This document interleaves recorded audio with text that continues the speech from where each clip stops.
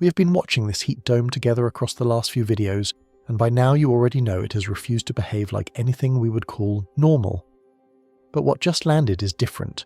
4 locations at 112 degrees, a record that stood since 1954, gone by 4 full degrees in a single afternoon.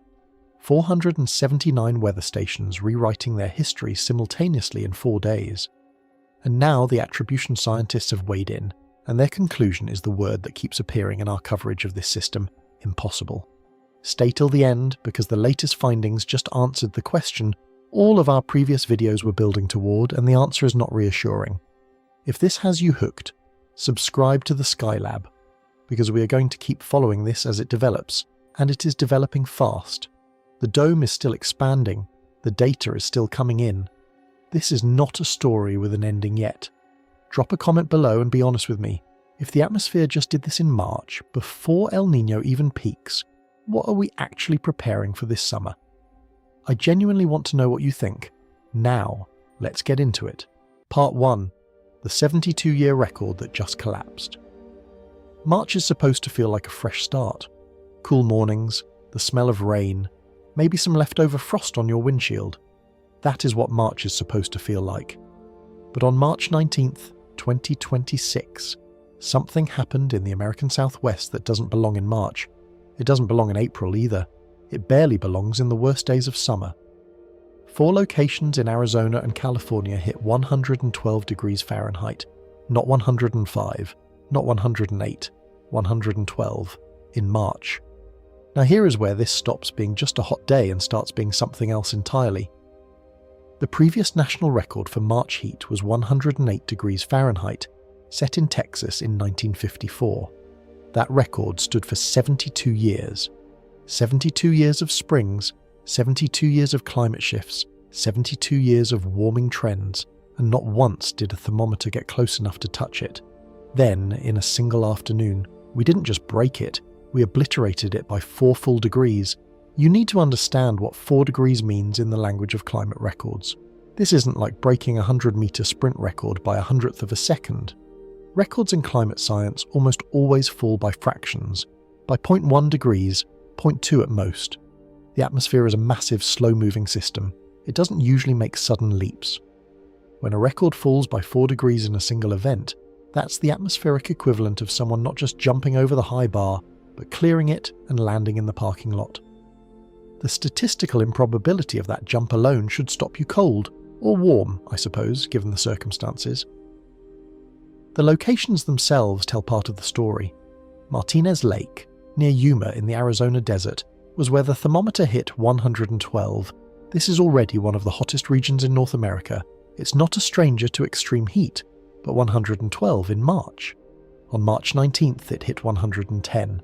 The next day, March 20th, it hit 112. The record didn't just fall, it fell, and then fell again 24 hours later, like it was trying to see how far it could go. Here is the detail that genuinely unsettled meteorologists when they saw the data. 112 degrees Fahrenheit is only 1 degree below the average extreme high temperatures recorded in April in these desert regions. We had April-level heat happening in March, during a period when the calendar says spring has barely begun. The seasonal boundary didn't bend, it vanished. So the question that hangs over all of this, the question that this record forces us to ask, is not just how hot did it get. The real question is what kind of force can reach inside a 72-year-old record and snap it like it was nothing? What structure in the atmosphere creates this kind of outcome? Because this was not a random spike. This had architecture behind it, and once you see the architecture, the number on the thermometer stops being the story. The structure becomes the story. And here is the thing that should be keeping climate scientists up at night. This record didn't fall in isolation. Part 2. This wasn't local, it was continental. If it had just been Arizona and California, we could have called it a regional anomaly. Extreme, yes. Disturbing, certainly. But explainable within the normal range of sometimes the desert gets very hot. The problem is that the desert was not alone, not even close. 14 states recorded their hottest March day in recorded history during this same event. 14. Not 2, not 4. 14 states spread across the American West and into the Midwest, all rewriting their own record books at the same time. Think about what that geographic spread actually means. These are not identical climates sharing the same microweather. You're talking about high desert, coastal zones, plains, valleys, regions with fundamentally different atmospheric characters. The fact that they all broke their March records simultaneously is not a coincidence. It is a signature. It tells you that whatever was happening in the atmosphere was not local. It was continental in scale. The station-level data is where this stops being abstract and becomes almost disorienting. In the span of just 4 days, 479 weather stations across the United States broke their all-time March records. 1,472 daily heat records were shattered. To give you a sense of how strange that is, on a typical day in any given season, you might expect roughly 10 to 15 daily heat records to fall somewhere across the country. That's normal. That's the baseline noise of weather variation. 479 stations in 4 days are not noisy. That is the signal screaming. Picture 479 thermometers spread across 14 states, all simultaneously reading numbers they have never read before in March, simultaneously rewriting history. That is not a heat wave hitting a hotspot. That is a pattern-level disruption of the entire system, and the scale of it is the thing that the raw temperature number alone cannot capture. The 112-degree record is the headline, but these 479 stations are the story beneath the headline. Temperature anomalies in many of these regions were running 20 to 30 degrees Fahrenheit, above normal for mid-March, 30 degrees. If you live somewhere that should be in the mid-60s and you step outside into 95-degree heat, your body knows something is wrong before your brain finishes processing it. That instinctive wrongness is not an illusion. It is an accurate read of the data. And this brings us back to the central question that this event keeps raising. When a system this large, covering this many states, pushing this many stations past their records all at once, when that happens, you're not looking at one place overheating. You're looking at the system itself behaving differently. So what was the structure that made it behave this way? What was the atmospheric engine behind this? The answer has a name. And once you understand how it works, the word itself starts to feel sinister. Part 3. The heat dome that refused to die. A heat dome sounds almost gentle when you first hear it. Dome. Like something curved and architectural, something you might find in a museum or a cathedral. Elegant, intentional, designed to shelter rather than suffocate. The word carries no particular threat. It doesn't sound like a disaster. It sounds like a feature. And that linguistic gentleness is part of why the reality of what a heat dome does to the atmosphere consistently catches people off guard, because the reality has nothing to do with shelter and everything to do with a slow, pressurized entrapment of heat that the land surface and everything living on it has no mechanism to escape. The basic mechanism starts with high pressure, and to understand why high pressure is the villain here, you need to understand what it prevents rather than what it causes. In a normally functioning atmosphere, air near the surface heats during the day, becomes less dense than the cooler air above it, and rises. That rising air is the engine of clouds, storms, and precipitation. As it rises, it cools, the moisture in it condenses, and the energy stored in that condensation drives the convective systems that move heat away from the surface and distribute it through the atmosphere. Rising air is the atmosphere's cooling mechanism. It is how the system bleeds off excess heat. High-pressure systems suppress that mechanism entirely. They push air downward instead of allowing it to rise, and descending air doesn't cool, it compresses and heats, the same way a bicycle pump gets warm when you compress air inside it. The lid doesn't just trap the heat that's already there, it actively adds to it through the compression of descending air. Every hour the system persists, the air near the surface gets a little warmer, a little drier, a little more hostile to the convective process that would otherwise relieve it. The National Weather Service described the system that parked over the American Southwest in March 2026 as one of the strongest March ridges they had ever observed in the historical record. And that descriptor, one of the strongest ever observed, is worth pausing on, because the National Weather Service has been making systematic meteorological observations across the United States for well over a century. When an agency with that depth of institutional memory describes something as one of the strongest ever observed, they are not speaking casually. They are reaching back through decades of data and saying that this particular configuration of atmospheric pressure was near or at the top of everything they have on record for this time of year, not just strong for a Tuesday in March. Historically strong by the full measure of the observational record. The intensity of the ridge mattered enormously for what followed, but intensity alone does not explain the scale of the event. Intense ridges have formed before. What set this one apart, what elevated it from a severe heat event into a record-shattering, multi-state continental scale anomaly, was its persistence. Heat domes have natural lifespans, and those lifespans are typically measured in days rather than weeks. The atmosphere is a dynamic system with an inherent tendency towards self-correction.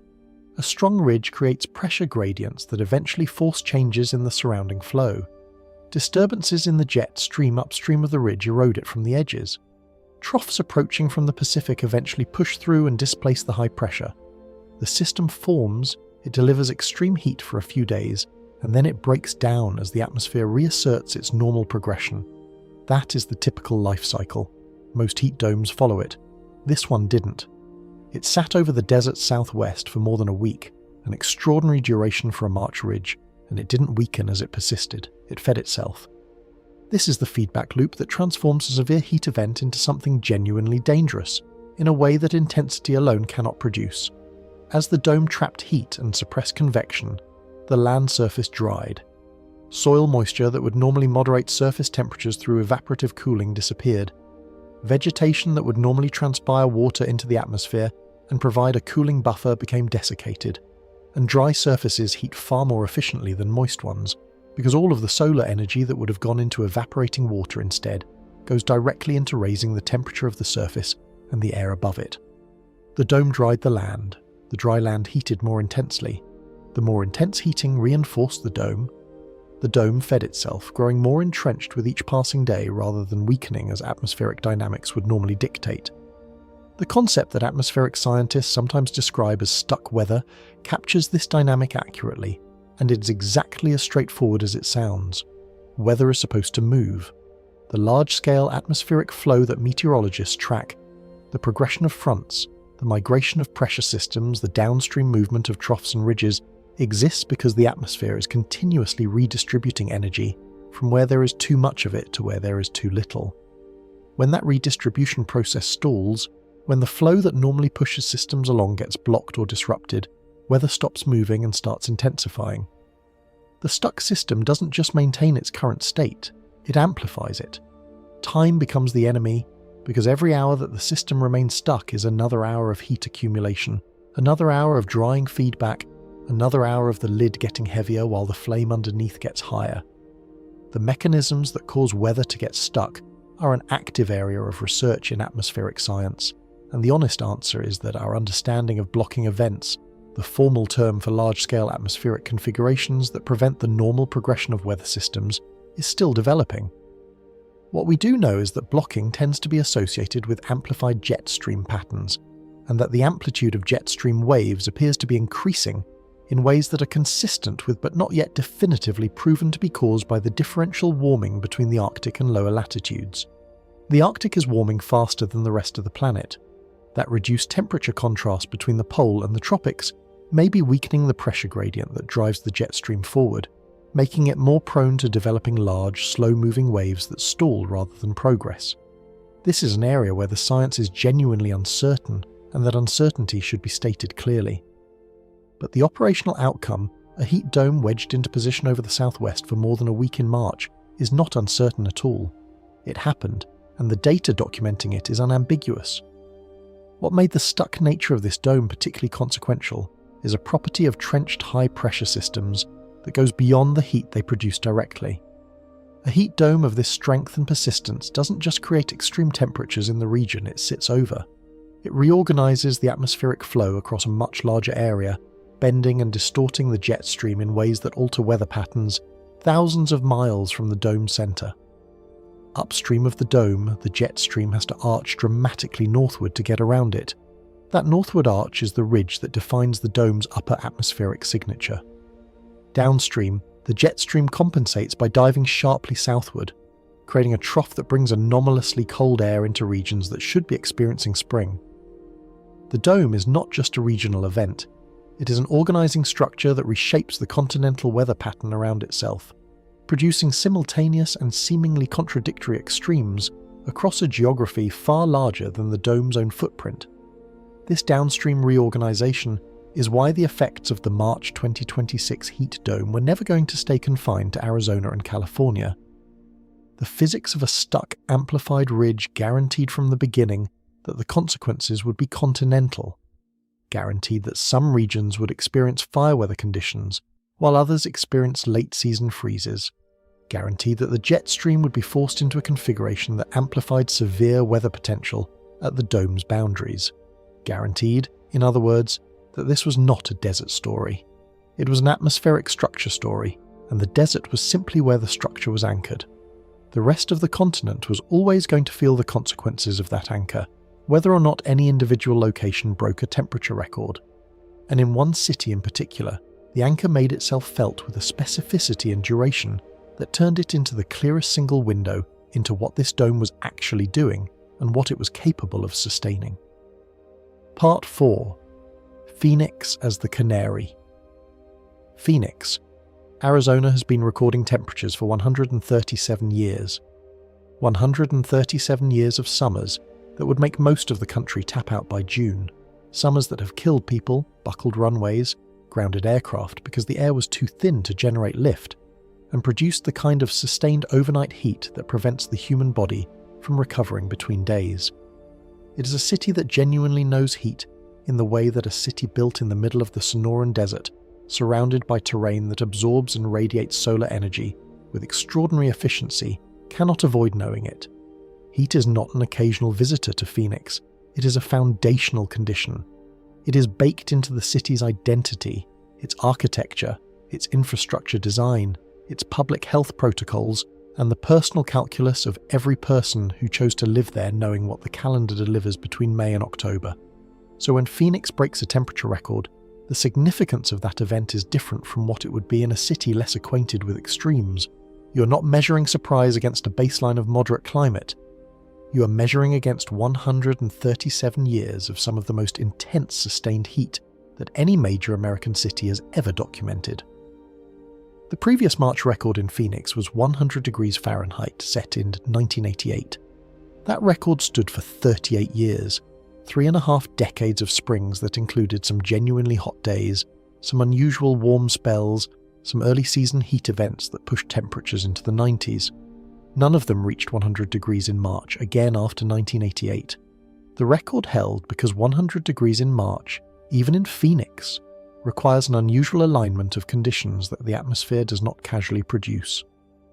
On March 19th, 2026, Phoenix hit 105 degrees Fahrenheit, 5 degrees above a record that stood for 38 years, 5 degrees above a threshold that the entire previous history of Phoenix March temperatures had only crossed once in 137 years of observation. The record didn't fall narrowly. It didn't inch past the old mark by a degree or a fraction of a degree the way records typically fall. It cleared the previous record the way a high jumper clears a bar that was set far below their actual capability, decisively, with room to spare, in a way that suggests the limiting factor was never really close to the new value. But the single-day number, extraordinary as it is, genuinely undersells what happened in Phoenix during this event. Because the dome wasn't done after March 19th. The high-pressure system that had wedged itself over the southwest wasn't weakening. It was holding. And so Phoenix didn't get one record day followed by a gradual return to something closer to seasonal norms. It got 6 consecutive days of record-high temperatures. 6 days in a row of the historical ceiling being exceeded, reset, and exceeded again, back to back without a single interruption, without a single day when the atmosphere relented enough to let the temperature fall back within the range that 137 years of data had established as Phoenix's outer limit for March. The concept that captures what happened there is what you might call a persistence anomaly, and it matters as much as the peak value for understanding the nature and severity of this event. Records fall in complex systems. Occasionally, the right combination of factors aligns and an extreme outlier appears in the data.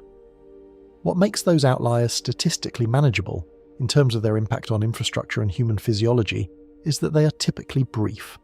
A single day at an extreme value allows systems to absorb the stress and recover. The electrical grid runs at peak load for a day, and then the demand drops. Emergency medical services handle an elevated call volume for a day, and then the pressure eases. Human bodies experience severe heat stress for a day, and then, if they have access to cooling, begin to recover. The brevity is part of what makes individual extreme days survivable, at a systems level, even when they are dangerous at an individual level. 6 consecutive days removes brevity from the equation entirely. The electrical grid that ran at peak load on day 1 is still running at peak load on day 4, with no opportunity for maintenance, no opportunity for equipment that is running hot to cool down and reset, no opportunity for the demand management strategies that utilities use for single-day peaks to be sustained across nearly a week of continuous extreme demand. The emergency medical system that handled elevated heat-related calls on day 1 is handling them again on day 6, with staff that has been managing the surge for nearly a week, with resources that have been continuously deployed rather than cycled through rest and replenishment. The human body that absorbed day 1's heat stress without adequate recovery is going into day 6 with accumulated physiological debt that day 1's body did not carry. In 137 years of Phoenix temperature records, this sequence, 6 consecutive days of March records, each one exceeding the historical ceiling, fell outside the statistical range of what the historical data suggested was possible for the month. That is not a casual claim. 137 years represents a substantial observational baseline by any standard in atmospheric science. The climate of the Sonoran Desert is not poorly characterized. Phoenix is one of the most extensively documented urban heat environments in the United States, studied precisely because its extreme conditions make it a valuable laboratory for understanding the interaction between urban development, human health, and high-temperature events. When an event falls outside the statistical range defined by that depth of observation, you're not looking at a poorly sampled distribution that might look different with more data. You're looking at an event that the full weight of available evidence did not prepare you to expect. The practical consequences of 6 days at those temperatures arrived immediately and across multiple systems simultaneously. Utilities that had scheduled spring maintenance for infrastructure that typically operates well within its thermal limits, in March found themselves managing equipment running at summer load levels weeks before the seasonal transition they had planned around. Transformers, switching equipment, transmission lines, all of it performing under conditions that the maintenance calendar assumed were still months away. Decisions about which equipment to take offline for inspection and upgrade had been made against a seasonal profile that March 2026 rendered obsolete in its first afternoon. The acclimatization problem added a layer of physiological vulnerability that the temperature numbers alone don't capture. The human body's ability to tolerate extreme heat is not fixed. It improves significantly with gradual exposure over a period of 2 to 4 weeks, a process called heat acclimatization that involves increases in plasma volume, earlier onset of sweating, reduced cardiovascular strain during heat exposure, and improved efficiency of the body's cooling mechanisms. People who spend a summer in Phoenix are genuinely more heat tolerant by August than they were in May, because the progressive exposure of the season has physiologically prepared them. March provides none of that preparation. March is supposed to be the beginning of the preparation, the gradual warming that starts the acclimatization process before the serious heat arrives. When the serious heat arrives in March, it finds bodies that are physiologically configured for late winter, not for 105 degrees. The gap between what the body has prepared for and what the environment is delivering is at its maximum, exactly when the heat dome strikes earliest. For the most vulnerable populations, the elderly, people with cardiovascular or respiratory conditions, outdoor workers, residents without reliable access to air conditioning, that physiological gap translates directly into elevated mortality risk. Phoenix has sophisticated heat emergency protocols developed over decades of managing dangerous summers. Cooling centers, wellness checks, public communication systems, emergency medical surge capacity. All of it was built and scaled around the assumption that the dangerous heat arrives in a predictable seasonal window, and that the population has had weeks of gradual warming to begin physiological preparation before the most extreme temperatures arrive.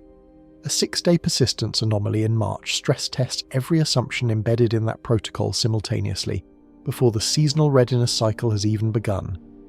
Phoenix, with 137 years of temperature records, sitting at the geographic front edge of any heat event that develops over the Sonoran Desert and the lower Colorado River Basin, is as close to a perfect early warning instrument as the atmospheric science community has for southwestern heat events. What that instrument was registering in March 2026 was not noise. It was not a calibration error. It was a clear, sustained, unambiguous signal that the system producing this heat was operating at a level that the entire historical record of one of America's most heat-experienced cities had never documented for this time of year. The canary wasn't just singing. It was singing for 6 consecutive days at a pitch that 137 years of listening had never heard before. And Phoenix, for all its significance as a data point and an early warning system, was not where this system was headed. It was where the system had already arrived. What came next was the expansion, and the expansion had the entire continent as its canvas. Part 5. The system is expanding. The desert southwest is, in some ways, the arena where extreme heat is expected to perform first. It has the geography for it, low elevation basins that trap and concentrate solar energy, terrain that absorbs heat during the day and radiates it back through the night, minimal vegetation cover to moderate surface temperatures, and a regional climate that has spent millennia calibrating itself around the assumption of intensity. When the atmosphere wants to demonstrate what it is capable of in terms of raw heat output, the Sonoran Desert and the lower Colorado River Basin are where it typically makes that demonstration. The rest of the country watches from a distance, notes that it is very hot in Arizona again, and returns to whatever March normally delivers at their latitude. That comfortable distance collapsed in the days following the initial records. A heat dome of this magnitude, a ridge this strong, this trenched, sitting over the southwest for this long, doesn't stay politely within the boundaries of the desert. It can't. The physics of a high-pressure system of this scale don't permit geographic containment. The pressure gradient that defines the dome's edges pushes outward. The jet stream distortion that the dome creates propagates downstream. The atmospheric reorganization that a stuck, amplified ridge produces extends its influence across the continent in the same way that a large stone dropped in a still pond produces ripples that reach the far shore. The stone landed in Arizona. The ripples went everywhere. The heat spread eastward from the southwest into the plains in the days following the initial records, tracking the gradual migration of the pressure ridge as it maintained its intensity, while slowly shifting its footprint. The same atmospheric structure that had baked Phoenix through 6 consecutive record days and pushed Martinez Lake to 112 degrees was now moving its influence over new geography, over the grasslands of Kansas and Oklahoma, over the river valleys of Missouri and Arkansas, over regions where the historical March temperature record reflected a climate that had never been asked to absorb what the desert southwest was now exporting eastward. Forecasters were projecting more than 200 additional record highs as the expansion phase developed. 200 more weather stations being pushed past the limits of their entire observational histories, each one adding its data point to a picture that was already almost incomprehensible in its geographic scope. The 479 stations that had broken records in the first 4 days were about to be joined by hundreds more, as the same pressure system that had rewritten history in the desert came to rewrite it across the plains and toward the Mississippi Valley. Regions that had watched the Southwest heat event as a distant spectacle were now being told by their local forecasters to prepare for late summer temperatures in the middle of March. The news was not well received, because the infrastructure and the populations receiving it had no more preparation for this than Phoenix had, and Phoenix, at least, had 137 years of institutional memory about extreme heat to draw on. The expansion phase introduced a concept that is less dramatic than peak temperature records, but arguably more consequential for the systems that have to function through a heat event of extended duration. Cumulative heat stress is the accumulation of thermal load over time, and it operates on a fundamentally different timescale than the acute stress of a single extreme day. A single day of anomalous heat is genuinely hard on ecosystems, agriculture, and infrastructure, but systems are generally designed with enough margin to survive isolated peaks. The electrical grid has reserve capacity for single-day demand spikes. Crops can survive a single day of heat stress if soil moisture is adequate and temperatures return to normal overnight. Reservoirs lose some water to evaporation on a hot day, but recover their thermal stratification when the heat breaks. The assumption built into the design of nearly every system that has to function through weather is that extremes are brief and that recovery time between extremes is sufficient to prevent cumulative damage. Stacked heat eliminates that assumption entirely. When the heat dome persists and expands over days and then weeks, the recovery intervals disappear. The electrical grid that needed reserve capacity on Monday still needs it on Friday, with no intervening period during which demand dropped to levels that allowed maintenance or equipment rest. Soil that lost moisture to evaporation on day 1 lost more on day 2 and more on day 3, with no overnight cooling sufficient to slow the drying process. The overnight low temperatures during a persistent heat dome are often as anomalous as the daytime highs. The same lid that traps heat during the day prevents the radiative cooling that normally allows temperatures to drop substantially after sunset. You get nights that are 10 or 15 degrees warmer than normal following days that are 20 or 30 degrees warmer than normal, and the compounding of those anomalies over a week produces a cumulative thermal load that the systems involved were never designed to carry. The analogy to compound interest is precise rather than decorative. In compound interest, the balance grows slowly at first, because the interest is being calculated on a small principal. As the principal grows, the interest payments grow with it, and the rate of accumulation accelerates. Cumulative heat stress works the same way. On day 1, the soil is stressed but not critically dry. The grid is running hard but within tolerance. Crops are heat stressed but not yet damaged. On day 4, the soil is critically dry, the grid has been running at sustained peak load long enough to accumulate equipment wear, and the crops have crossed physiological thresholds from which some will not recover. On day 7, you're not dealing with a heat wave anymore. You're dealing with the accumulated consequences of a week of unrelenting thermal pressure on every system that was operating under it. The stress that felt manageable on day 1 has compounded into something that looks and behaves like a different category of event entirely. Reservoir systems illustrate this dynamic with particular clarity. A single hot day increases evaporation rates and surface water temperatures, but the thermal mass of a large reservoir absorbs that input without dramatic change. A week of sustained heat, with anomalously warm nights preventing the surface cooling that normally moderates daytime temperature gains, progressively warms the reservoir's upper layers, disrupts thermal stratification, reduces dissolved oxygen in the deeper layers, and elevates evaporative losses to levels that begin to meaningfully affect storage volumes. The water utilities that depend on those reservoirs for municipal supply, agricultural irrigation, and hydroelectric generation are not managing a single bad day. They are managing the progressive degradation of a critical resource under conditions that were not in their planning scenarios for March.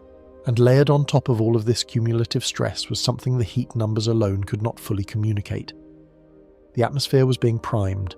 The same structure that was holding the heat in place over an expanding geographic footprint was simultaneously building an instability that had nowhere to go as long as the dome held, but that was accumulating energy the entire time, storing it in the form of temperature contrasts, moisture gradients, and wind shear potential at the boundaries where the dome's influence met the cooler air beyond its reach.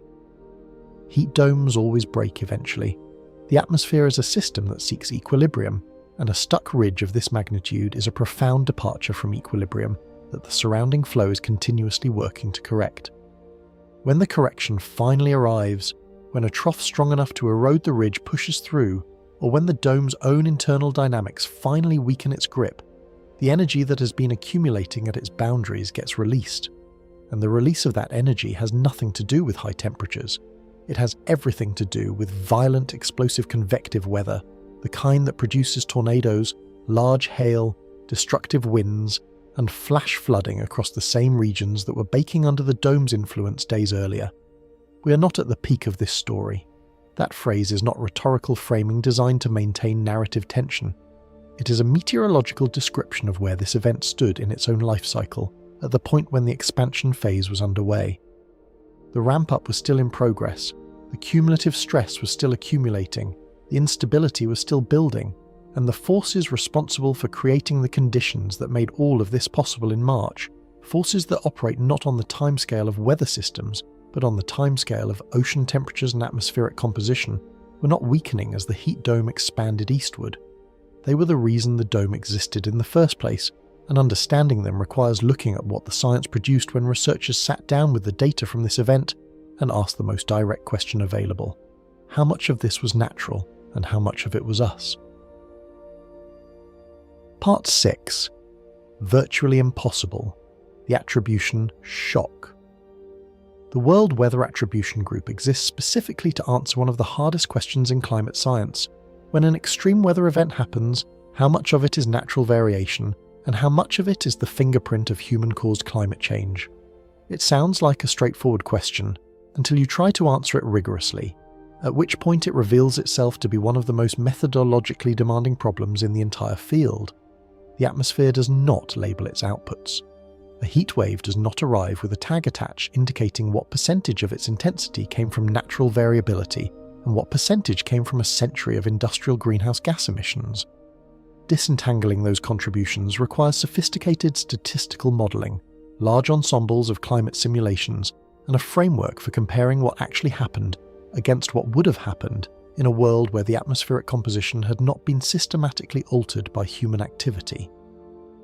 The World Weather Attribution Group developed that framework, and they apply it rapidly, typically within days to weeks of a major event, precisely because the question of attribution is most relevant when the event is still in public consciousness and the policy conversation about it is still active. Their analyses are peer-reviewed, their methods are publicly documented, and their findings carry genuine weight in the scientific community, not because they tell a particular story, but because they apply consistent, rigorous methodology to the question of how much the changed climate altered the probability and intensity of specific events. They are not advocates. They are statisticians asking a well-defined question about a changed probability distribution and reporting what the numbers say. After the March 2026 heatwave, they ran the numbers on what happened across the American Southwest and the Great Plains.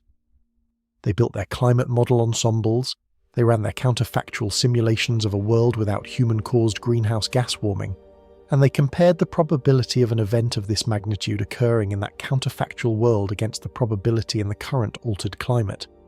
The comparison produced a finding that, even for researchers accustomed to working with extreme event attribution, was striking in its magnitude.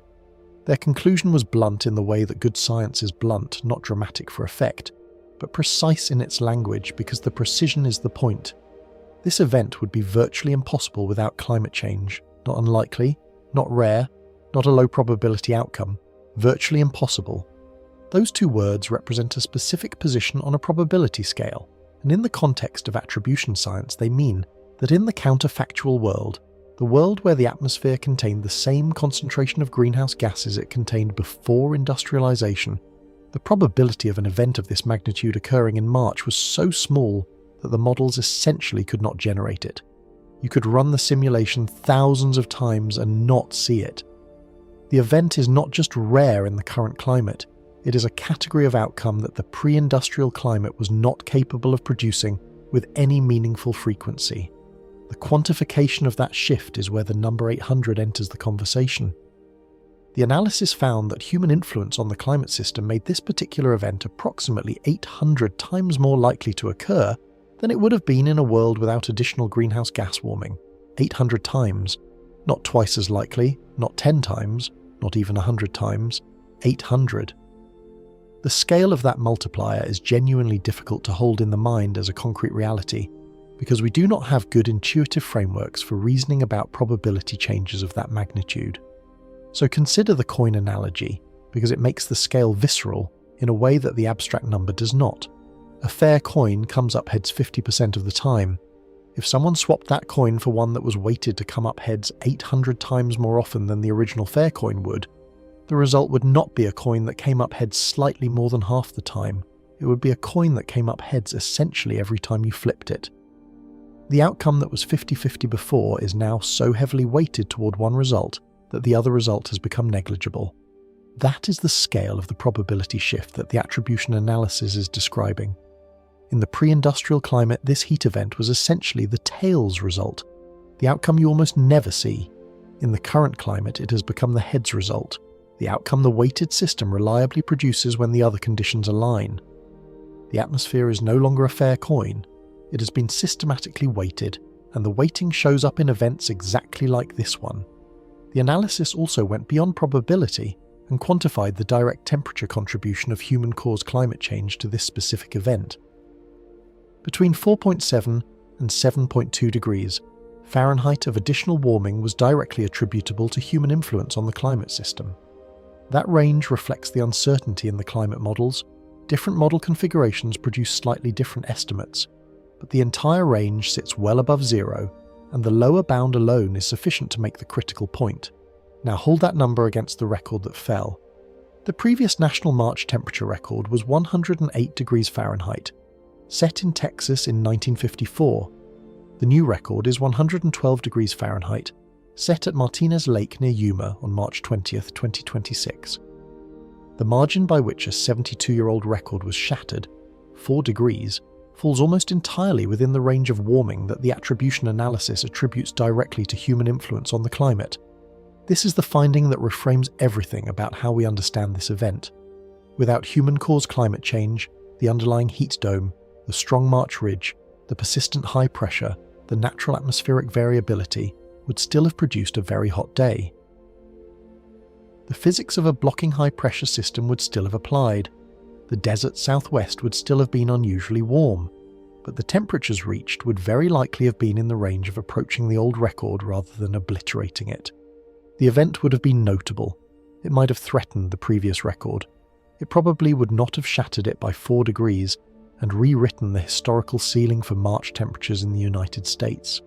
The difference between a day that approaches a 72-year record and a day that destroys it by 4 degrees is, by the attribution analysis, essentially the difference between the climate system we would have had and the climate system we actually have. The conceptual framework that climate scientists use to communicate this mechanism is the loaded dice analogy, and it is worth spending a moment on why this analogy is more than rhetorical convenience. It captures something genuinely important about the causal structure of how climate change interacts with weather events. Climate change does not cause individual weather events the way that pulling a trigger causes a bullet to fire, a direct mechanical one-to-one causation where the effect does not occur without the cause. Weather events are produced by the natural variability of the atmosphere. Heat waves, cold snaps, storms, droughts. These would occur in some form even in the complete absence of human greenhouse gas emissions, because the atmosphere is a complex dynamic system that produces variability across a wide range of outcomes. What climate change does is alter the probability distribution across which that variability plays out. It shifts the entire range of possible outcomes toward higher temperatures. The cold end of the distribution becomes less cold.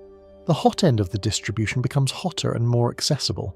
Events that used to sit in the extreme tail, outcomes that required an unusual alignment of natural factors, and even then produced temperatures well below what those same factors produce today, now sit closer to the center of the distribution.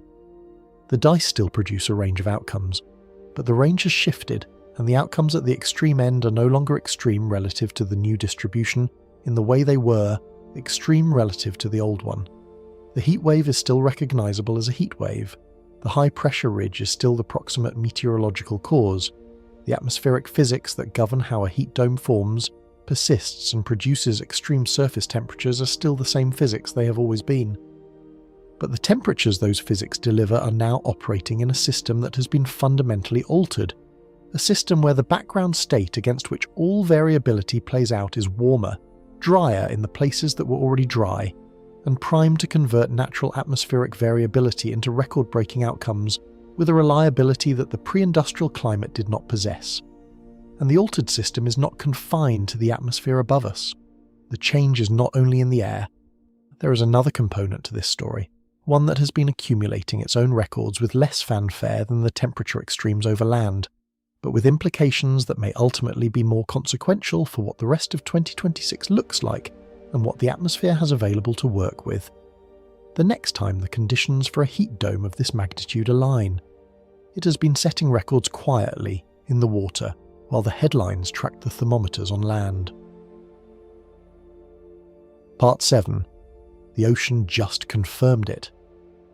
On March 22nd, 2026, during the same days that Phoenix was rewriting its temperature record for the 6th consecutive time, During the same days that 479 weather stations were adding their names to a list of broken records that was still growing, the global average sea surface temperature hit 21.126 degrees Celsius.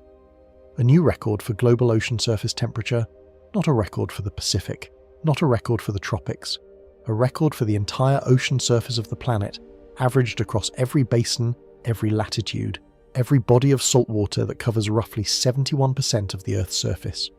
The biggest thermometer we have, measuring the biggest heat reservoir we have, reading a number it had never read before.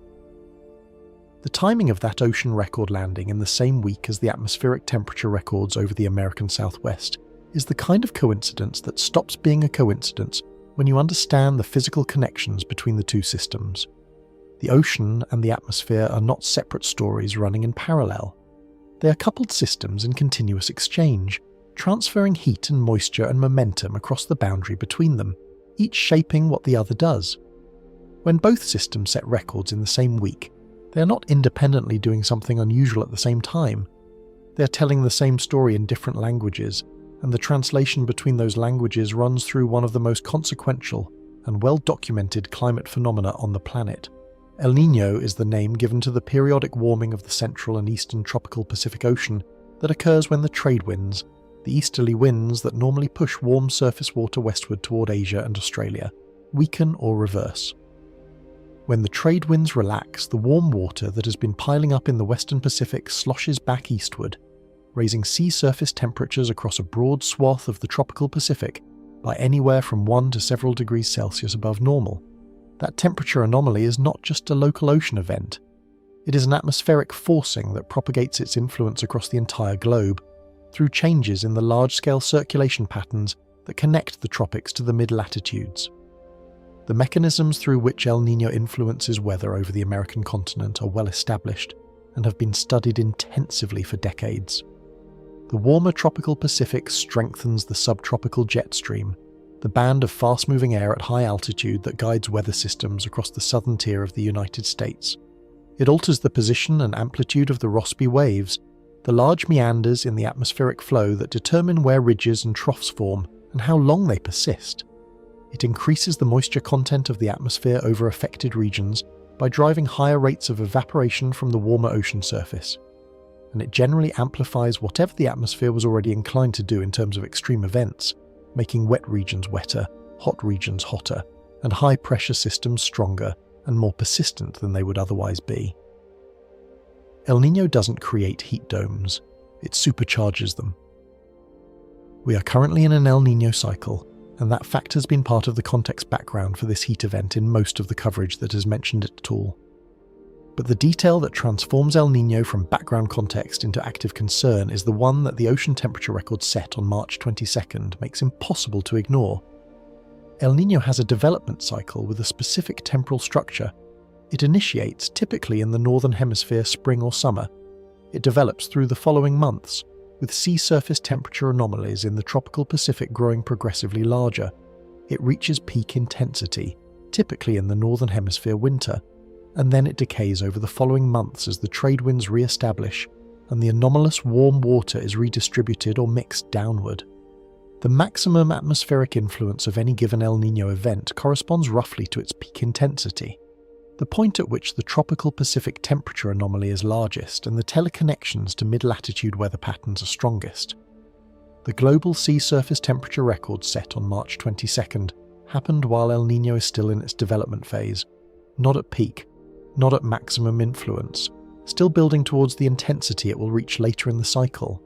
This is the detail that makes the ocean record concrete and undeniable. The models that forecasters use to predict El Niño's development and intensity, models calibrated against decades of past El Niño events, expected the ocean to be warm at this stage of the cycle, but not this warm. The record set on March 22nd represents an ocean that is running ahead of schedule, charging faster than the models anticipated, reaching temperature levels at this stage of development that previous El Niño events did not reach until later in their cycles, or not at all. The atmospheric reservoir of energy that the heat dome over the American Southwest has been drawing from is larger than it should theoretically be for this point in the seasonal and El Niño calendar simultaneously. The battery analogy captures the physical reality of this situation more precisely than most technical descriptions manage to. The ocean functions as a thermal battery for the climate system. It absorbs heat energy from the sun over months and years, stores it in its upper layers, and releases it into the atmosphere through evaporation and direct heat transfer at the ocean surface. The amount of energy available to the atmosphere for driving weather systems, for fueling convection, for intensifying high-pressure ridges, for powering the moisture transport that feeds storms and heat events, is directly related to how much energy is stored in the ocean's upper layers and how efficiently that energy is being transferred to the atmosphere. When the battery is more fully charged than expected at this stage of the cycle, the atmosphere has more fuel available than the models anticipated. Weather systems drawing on that fuel reservoir can reach intensities that the models, calibrated to the expected charge level, did not project. The heat dome over the American Southwest was one of the first major atmospheric systems to draw on that larger-than-expected reservoir, and the results were visible in the temperature records. The ridge was stronger than March ridges typically are. It persisted longer than March ridges typically persist. It drove temperatures higher than any March temperature in the 137-year Phoenix record, and higher than the national March record that had stood since 1954.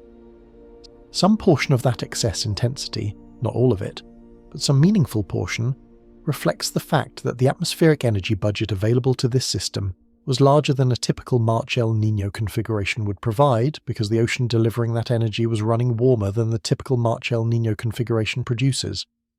Now extend that logic forward through the rest of 2026, and the speculative but physically grounded concern that emerges is one worth naming clearly as speculation, while also taking seriously as a risk framing. If the ocean continues on its current trajectory, if El Niño continues its development phase while global ocean heat content keeps climbing toward, and then past its peak, the atmospheric energy reservoir will continue to grow larger. The fuel available to weather systems will continue to exceed what historical El Niño analogues would suggest. And the summer months, which bring their own additional forcing in the form of maximum solar insolation, fully dried land surfaces, and the seasonal feedback loops that amplify heat events in the American interior, will be operating on top of an ocean energy budget that is already running ahead of expectations in March. The arithmetic of that combination is uncomfortable to contemplate. March, with its early season solar angles and incompletely dried land surfaces and atmosphere not yet in its summer configuration, produced 112 degrees and shattered a 72-year record. July brings maximum solar insolation. July brings land surfaces that have been drying since April. July brings the full seasonal amplification of every factor that contributes to extreme heat in the American southwestern interior. If the ocean energy budget available to July's heat events is larger than it was for March's, and the trajectory of ocean temperatures as of March 22nd suggests it will be, then the question of what July looks like is not a rhetorical device. This is a genuine and urgent risk framing question. This is not a prediction. Prediction requires confidence in the trajectory that the evidence does not fully support. El Niño development is variable. Ocean heat content can plateau if circulation patterns shift in ways that bring cooler subsurface water to the surface. The atmospheric response to ocean forcing is not mechanically deterministic. There is genuine uncertainty in how the teleconnections will manifest over specific regions in specific months. Honest science requires stating that uncertainty clearly and not collapsing it into false confidence in either direction. But honest risk assessment also requires not hiding behind uncertainty as a reason to avoid the uncomfortable implication of the data that does exist. The ocean set a global record in the same week the atmosphere set a national record. Both systems were running warmer than expected for this stage of the cycle. The energy stored in the system is larger than anticipated. That energy has to go somewhere. It always does. The only question is what form the discharge takes and what part of the calendar and the map it chooses when it arrives. Part 8. The jet stream is breaking pattern. Most people have heard of the jet stream without necessarily thinking of it as the invisible machinery that governs where heat and cold, storms and clear skies actually go. Here is the simplest, accurate version of what it is. The jet stream is a fast-moving river of air at high altitude, typically moving west to east across the northern hemisphere, that acts as a guide rail for weather systems. Storms form along it, cold air stays to its north, warm air stays to its south. When it flows in a relatively straight, fast line, weather moves and changes at a healthy pace. When the jet stream buckles, when it develops large north-south waves instead of flowing relatively straight, that is when weather goes wrong in the ways this event represents. The heat dome over the American Southwest forces the jet stream to arch northward over it, creating what meteorologists call a ridge. That ridge blocks the normal progression of systems. Weather that should move through gets trapped. Weather downstream gets altered. The large-scale pattern that normally provides self-correction to the atmosphere gets distorted. What the March 2026 heat event produced was an amplified ridge in the jet stream, one of the strongest observed in March in the instrumental record. And amplified ridges have amplified consequences. On one side of the ridge, you get the persistent heat we have been describing. On the other side, where the jet stream dips back down into what's called a trough, you get the opposite, anomalous cold, storms, precipitation. The system doesn't just create heat in one place, it creates extreme swings across a much wider geography. This is not random chaos. The structure is coherent and the physics are well understood. The amplification of the ridge forces an amplification of the trough on the other side, and the result is a weather pattern that oscillates between extremes rather than progressing smoothly from one condition to the next. The atmosphere becomes volatile. Not random, volatile. There is a difference. Volatile means the swings are structured, predictable in their occurrence if not their exact magnitude, and driven by the same underlying forcing that is driving the heat. And that volatility shows up in something that has been getting more attention as this event unfolds. Part 9. Temperature. Whiplash. The new pattern. 30 to 40 degree temperature swings in the span of a few days, not season to season, days. That is the temperature whiplash that the same system producing the record heat in Arizona was creating across other parts of the country simultaneously. The heat dome doesn't exist in isolation. Its presence warps the flow of air across the entire continent, and that warped flow creates dramatic cold intrusions in regions adjacent to the dome's influence, even as the dome itself continues to intensify. Two completely opposite extremes, produced by the same atmospheric structure, playing out at the same time in different zip codes. The mechanism behind this is the ridge and trough structure we touched on earlier, and it is worth slowing down on because it explains so much of what made this event feel so disorienting to so many people, across so many different regions.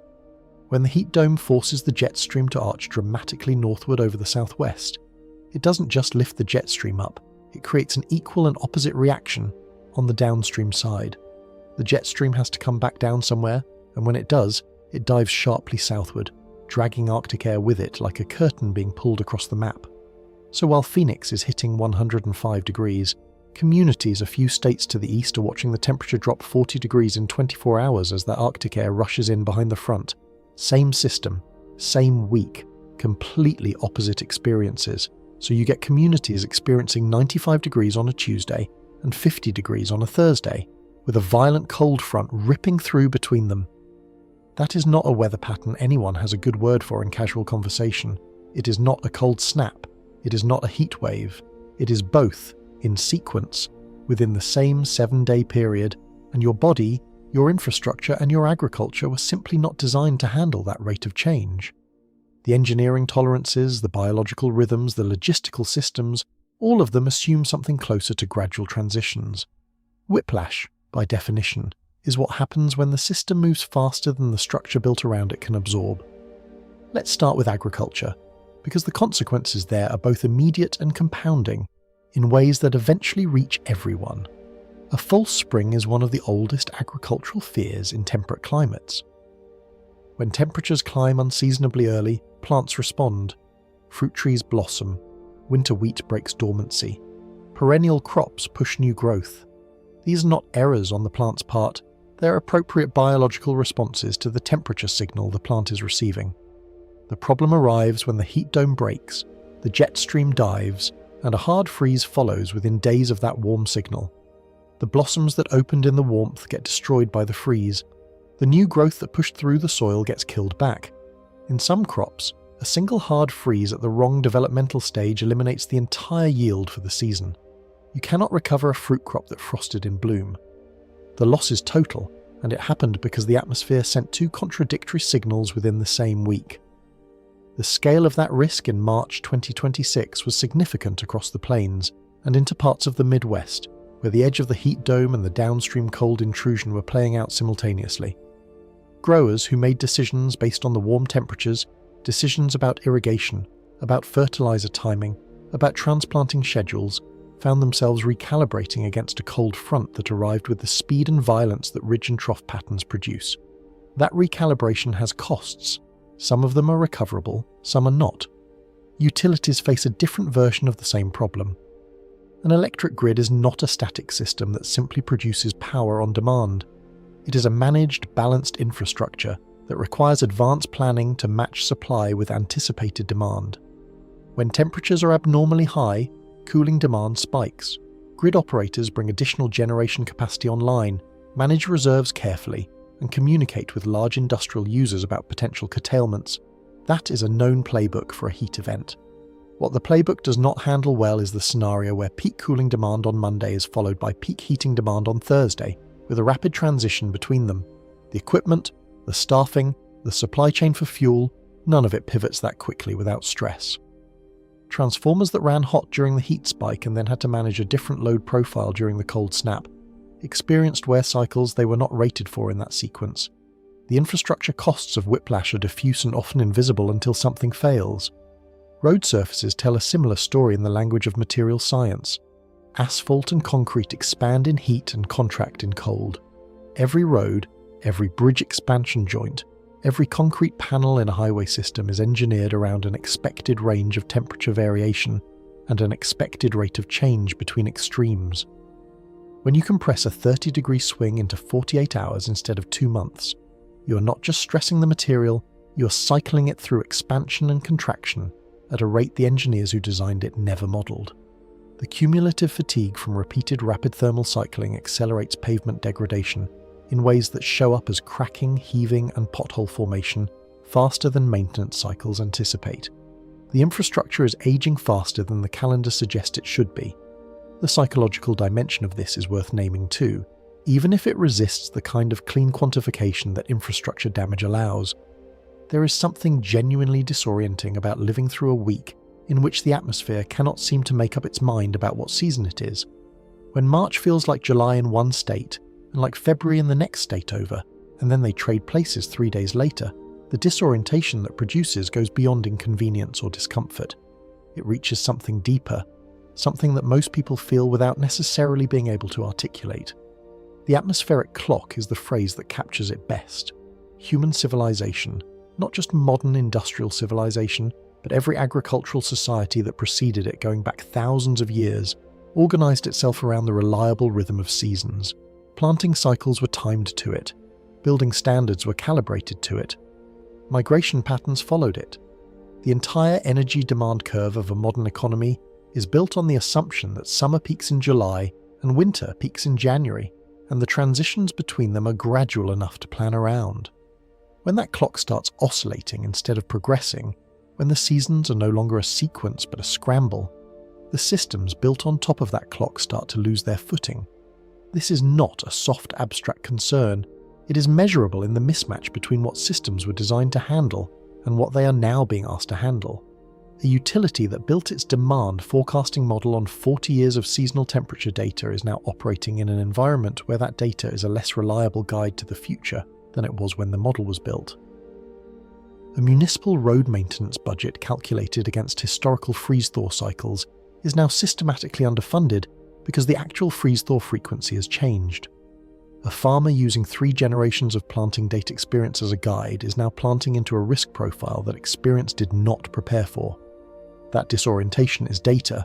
It is the system communicating, in the language of stress and mismatch and broken assumptions, that something structural has changed.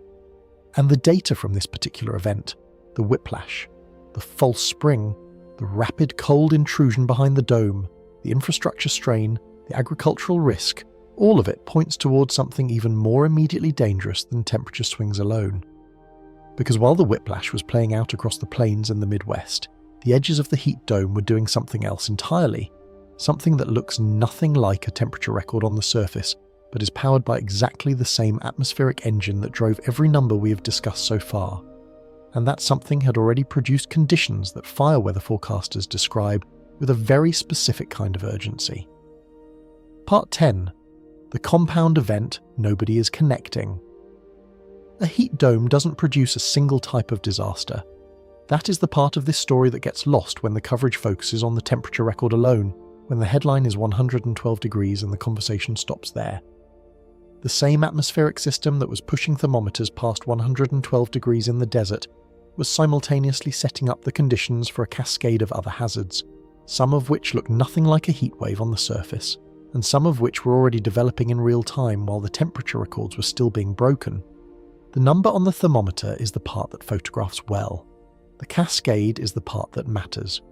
To understand how one atmospheric system produces this many simultaneous outcomes, you have to follow the chain from the beginning. It starts with the heat dome doing what heat domes do, trapping air, compressing it, heating it, and holding it in place. As that process continues over days, it begins to extract moisture from the land surface below it. Soil dries. Vegetation loses water content faster than root systems can replenish it.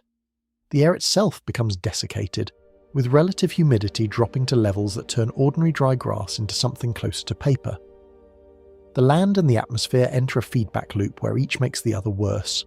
Drier land heats more efficiently, which dries the air further, which dries the land further. The heat dome is not just sitting on top of the landscape, it is actively consuming it.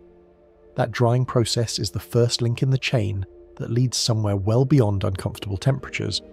Dried land plus sustained heat plus the wind patterns that develop around a high-pressure system create fire conditions that fire weather forecasters have very specific language for, and that language is not casual. When humidity drops below 10% and wind gusts reach 50 or 60 miles per hour, the fire weather forecast doesn't say concerning, it says critical. It issues watches and warnings with the same urgency as tornado warnings, because the potential for rapid, uncontrollable fire spread under those conditions is not theoretical. This is operational reality. We will come back to the fire picture in detail shortly, because it deserves its own full accounting, but it begins here, in the drying feedback loop of the heat dome itself. At the same time that the dome is drying the surface below it, it is doing something equally consequential to the atmosphere above and around it. The heat dome forces the jet stream into an amplified pattern, that dramatic arch northward over the dome and sharp dive southward on the downstream side that we discussed when we talked about temperature whiplash. That amplified jet stream pattern doesn't just create temperature contrast between regions, it creates atmospheric instability at the boundaries where those contrasts meet. And atmospheric instability, when the ingredients are right, is the raw material for severe weather. Here is the physics in plain language. The edge of the heat dome is a boundary zone where extremely hot, dry air from inside the dome meets the cooler, moister air that has been pushed away from it. That contrast in temperature and moisture creates what meteorologists call wind shear, dramatic differences in wind speed and direction at different altitudes. Wind shear is one of the key ingredients for rotating thunderstorms. Add the instability from the temperature contrast, add the moisture that the cooler air is carrying, add the lift provided by the boundary itself, and you have a severe weather setup that can produce thunderstorms, large hail, damaging winds and tornadoes, not despite the heat dome. Because of it. This is the mechanism that most people miss entirely when they think about what a heat dome produces. The same high-pressure system that is baking the desert and shattering March temperature records is simultaneously charging the atmospheric battery at its edges with the energy contrast needed to fuel violent convective weather. The heat dome and the severe weather outbreak are not two separate stories running in parallel. They are two outputs of the same machine. The atmosphere is converting the energy stored in the heat dome into multiple hazard types at once, and the translation is happening at the boundaries in real time. This is what climate scientists formally call a compound event, and the concept is worth spending a moment with because it fundamentally changes how we should be thinking about risk assessment for events like this. A compound event is not simply two bad things happening at once. It is a single atmospheric forcing, in this case the heat dome, and its associated jet stream distortion, producing multiple hazard types that interact with each other in ways that amplify the total impact beyond what any individual hazard would produce on its own. The interactions run in multiple directions simultaneously, and each one makes the overall situation worse than the sum of its parts. Consider fire-weakened landscapes. When a wildfire moves through a region and burns the vegetation that holds soil in place, it leaves behind a surface that is highly vulnerable to flash flooding. The root systems that would normally absorb rainfall are gone. The organic material that would slow water movement across the surface is ash. The hillsides that were stable under normal conditions are now effectively waterproofed by the hydrophobic layer that intense fire leaves in soil.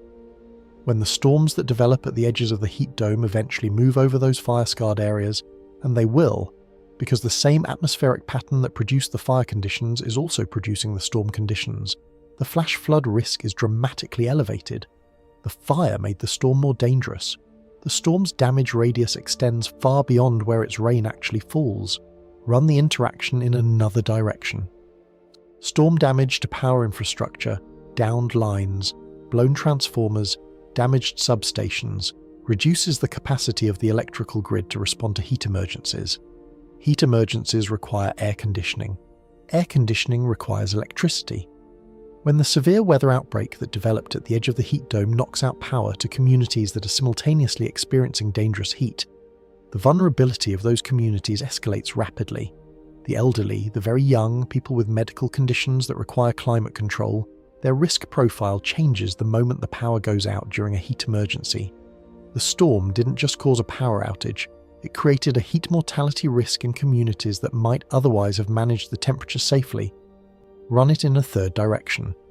Heat-stressed populations, people who have been managing days or weeks of anomalous warmth, who are already dealing with elevated energy bills, agricultural losses, and the physical toll of sustained heat exposure, have reduced capacity to respond to additional emergencies. Fatigue, financial stress, infrastructure strain, and resource depletion all accumulate during a prolonged heat event. When the severe weather outbreak arrives, those communities are responding from a deficit. Their emergency management resources are already partially committed. Their residents are already stressed. Their infrastructure is already running at elevated load. The compound event finds them at reduced resilience precisely when it demands maximum resilience. The cascade runs in multiple directions at once, reinforcing itself at each intersection, and the common thread running through every branch of it is the heat dome and the distorted jet stream pattern it produced. This is why understanding any one of these hazards in isolation, just the heat record, just the fire weather, just the tornado outbreak, produces a fundamentally incomplete picture of what this event actually is and what it actually costs. The complete picture requires holding all of it simultaneously. A single atmospheric system producing heat, desiccation, fire conditions, severe weather, flooding risk, infrastructure strain, and cascading human vulnerability across a continental scale, all within the same weather event, all powered by the same source. The coverage tends toward individual records because individual records are eligible. 112 degrees is a number. It fits in a headline. The compound event doesn't fit in a headline. It requires the kind of connected, systems-level thinking that weather coverage rarely has space for, which means the full scope of what March 2026 produced is probably still being underestimated by most of the people who lived through pieces of it without seeing the whole, and one of the clearest and most immediate expressions of that compound cascade was already visible. On the same days the temperature records were falling, it wasn't showing up on thermometers. It was showing up in the colour of the sky at the edges of the southwest, in the humidity readings that fire weather forecasters watch the way a pilot watches fuel gauges, and in the wind speed data that tells you a fire won't just burn, it will run. That part of the story has its own numbers, and they are every bit as alarming as 112 degrees. Part 11. Fire Season. In March. Relative humidity at 9%. Wind gusts reaching 60 miles per hour. These are the numbers that fire weather forecasters look at and feel their stomach drop. Not because they are unfamiliar with extreme fire conditions, this is their profession, and they have seen bad days before. But because of when these numbers appeared on the calendar. 9% humidity in August after a dry summer in the southwest is a serious problem. 9% humidity in March is a different category of alarm entirely. It means something has gone wrong with the sequence of the year itself, and the consequences of that wrongness are measured in acres and structures and, in the worst outcomes, in lives. To understand why 9% matters so much, you need to understand what humidity does in the context of fire behaviour. Vegetation is not a static fuel source. It exists in a constant exchange of moisture with the surrounding air. When relative humidity is high, plants and dead organic material absorb moisture from the air and maintain a water content that makes them difficult to ignite. When relative humidity drops, that exchange reverses. The air pulls moisture out of vegetation faster than root systems or ambient conditions can replace it. Live plants begin to stress. Dead grass, dry brush, fallen timber, material that was borderline ignitable at 30% humidity crosses into the critical range below 15% and becomes genuinely dangerous below 10%. At 9%, you are not dealing with fuel that might catch under the right circumstances. You're dealing with fuel that is actively looking for a spark. The ignition threshold drops dramatically under these conditions. A cigarette, a power line arc, a vehicle dragging a chain on asphalt. Causes of fire that would smoulder and self-extinguish in normal moisture conditions become reliable ignition sources when the vegetation is this dry. And once ignition occurs, the rate of spread under 9% humidity is not linear. With the conditions, it is exponential. Fire behavior modeling that works reasonably well in moderate conditions starts to break down because the fire is moving faster than the model's assumptions can track. Then add 60 mph wind gusts to that picture, and you arrive at something that experienced fire managers describe with a very specific phrase: a fire that cannot be caught. 60 mph gusts don't just push the fire faster in the direction it is already burning, they fundamentally change the geometry of the fire's behavior in ways that make conventional firefighting tactics nearly useless. The mechanism is spotting, and it is one of the most dangerous phenomena in wildfire behavior. As a fire burns intensely, it lofts burning embers into the air column above it. Under normal wind conditions, those embers land close to the fire perimeter and are manageable. Crews watch for them, extinguish them, incorporate them into the containment strategy. Under 60 mph winds, those embers don't land close to the perimeter. They travel hundreds of yards, sometimes miles, landing in unburned fuel well ahead of the main fire front, establishing new ignitions before any crew has had a chance to draw a containment line around the original fire. A fire with active spotting at distance is effectively multiple fires simultaneously. Each spot ignition becomes its own fire front, with its own spotting behavior, establishing its own new ignitions further downwind. The fire is not spreading, it is multiplying. And the math of fighting a multiplying fire with finite resources is not favourable. Crews that could have contained a single ignition find themselves dividing between 3 fires, then 6, then more, each one racing ahead of the wind, each one throwing its own embers further downwind. A fire fighting 60 mph winds writes its own rules. It goes where it wants, moves faster than ground crews can track, and stops only when it runs out of fuel or the wind drops. Neither of those outcomes is under human control. These conditions, the 9% humidity, the 60 mph gusts, the heat providing the energy source for both, were present across the plains and the Rockies simultaneously in March 2026. Not in one isolated location where local geography might explain an anomaly. Across a broad geographic region simultaneously, producing fire weather watches across multiple states at the same time. The watch designation itself is worth explaining, because in the hierarchy of fire weather alerts it represents a specific level of concern. A fire weather watch means conditions are forecast to develop that could support rapid fire spread and extreme fire behaviour. It is the level of alert that puts resources on standby, that triggers pre-positioning of aircraft and ground crews, that activates emergency operations centres. It is the institutional signal that the system is taking the risk seriously. Multiple states receiving that signal simultaneously in March is not a scenario that fire management infrastructure was designed around. The pre-positioning of resources assumes a fire season with a beginning, a point in late spring or early summer when the risk crosses into the dangerous range and agencies shift into elevated readiness. The resource-sharing agreements between states, the mutual aid compacts, the seasonal staffing curves, all of these are calibrated to a fire season that starts at roughly the same time each year and allows agencies to build up to readiness gradually. When fire weather watch conditions appear in March across multiple states at once, you are pulling on a resource network that is still in its winter configuration, staffed at winter levels with seasonal equipment not yet fully deployed. And the reason this is so alarming, the reason it goes beyond simply noting that the conditions were extreme, is the word early. These are conditions you expect in late summer, after months of sustained drying heat, have progressively cured vegetation into tinder. The process that produces 9% humidity fire conditions in a normal year is a long one. It requires a full spring with below normal precipitation, followed by a summer with above normal temperatures, followed by weeks of low humidity that progressively extract moisture from deeper and deeper into the soil and vegetation layers. That cumulative drying is what creates late-season fire conditions in a normal year. It takes time. It takes the accumulation of heat and dryness over months.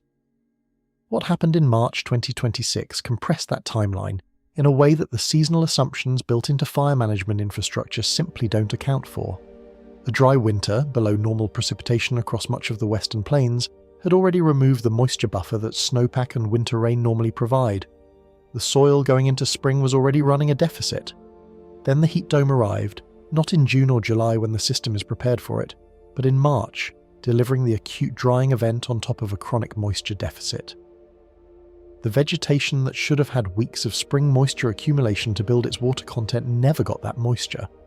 It went straight from a dry winter into a violent heat event, and the combination produced late summer fire conditions before the calendar had even turned to the second week of spring. The seasonal boundary between too early for fire season and fire season has effectively ceased to exist in the regions most affected by this event. That sentence deserves a moment of stillness, because it represents a genuine structural change in how we need to think about fire risk in the American Western Plains. Fire season used to be a season. It had a beginning, a peak, and an end. Resource deployment, staffing cycles, public communication strategies, prescribed burn windows, the entire management framework for wildland fire is built around the concept of a season with boundaries. When fire season becomes a condition rather than a period of time, when it can arrive in March and potentially persist through November, the management framework built around the old model is systematically inadequate to the new reality. The implications of that inadequacy extend well beyond firefighting logistics. Insurance markets in fire-prone regions are already under extraordinary stress, with major carriers withdrawing from states like California because the actuarial models built on historical fire seasons no longer accurately price the risk. Municipal water systems in fire-adjacent communities face contamination risks from fire-related chemicals entering watersheds that are now at risk for much longer periods of the year. Communities that made land use decisions based on fire risk maps calibrated to the old seasonal model are now discovering those maps no longer reflect their actual exposure. The condition arrived in March. The framework built to manage it is still operating on the assumption that it arrives in July. That mismatch between the system we have and the conditions we are now experiencing raises a deeply uncomfortable statistical question, one that goes beyond fire management and into the heart of how we classify these events, how often we should expect them, and what the honest answer is when someone asks whether this is the new normal. Because the return period calculations that frame events like this as rare are based on a baseline that March 2026 just permanently altered. Part 12. The 500-year event problem. Scientists describe the March 2026 heatwave as approximately a 500-year event. That phrase has a specific technical meaning that is worth unpacking carefully, because the everyday interpretation of it is actually more optimistic than the reality warrants, and the gap between those two interpretations is where a lot of dangerous misunderstanding lives. When most people hear 500-year event, they hear, "This happened once, it won't happen again for 5 centuries. We can move on." That is not what the phrase means, not even close. A 500-year return period is a probability statement, not a schedule. It means that in any given year, the statistical likelihood of an event at this magnitude occurring is approximately 1 in 500, 0.2%. That sounds reassuringly small until you do the math on how probability actually accumulates over time. In any single year, the chance is tiny. But over a 50-year period, the probability that a 500-year event occurs at least once climbs to around 10%. Over a century, it reaches nearly 20%. These are not negligible numbers, and critically, this is the part that the phrase obscures almost entirely. The event can happen twice in a row. The atmosphere does not keep a calendar. It does not check whether it has already used its 500-year allocation. Each year is statistically independent, which means the year after a 500-year event has exactly the same 1 in 500 probability of producing another one as any other year in the record. Rare does not mean scheduled, it means unlikely in any given instance, and that is a fundamentally different kind of reassurance. But the deeper problem with applying 500-year return periods to March 2026 is not the probability math. This is the baseline. Return periods are calculated against a historical record, a dataset of past events that defines what the distribution of possible outcomes looks like for a given region and season. You take your historical temperature data, you fit a statistical distribution to it, and you read off the return period for any given magnitude of event from that distribution. The 500-year estimate for this heat wave was calculated against the historical record of March temperatures in the American Southwest. It tells you how rare this event was relative to everything that happened before it. The problem is that this event just permanently altered that historical record. When a 72-year-old record falls by 4 full degrees in a single afternoon, you have not just added a new data point to the distribution, you have revealed that the tail of the distribution extends much further than the previous record suggested. The statistical model built on the old record underestimated the range of possible outcomes, because the old record was the ceiling of your evidence. The ceiling just moved by 4 degrees in a single day. The distribution you would calculate today, incorporating this event, is a fundamentally different distribution than the one you would have calculated on March 18th.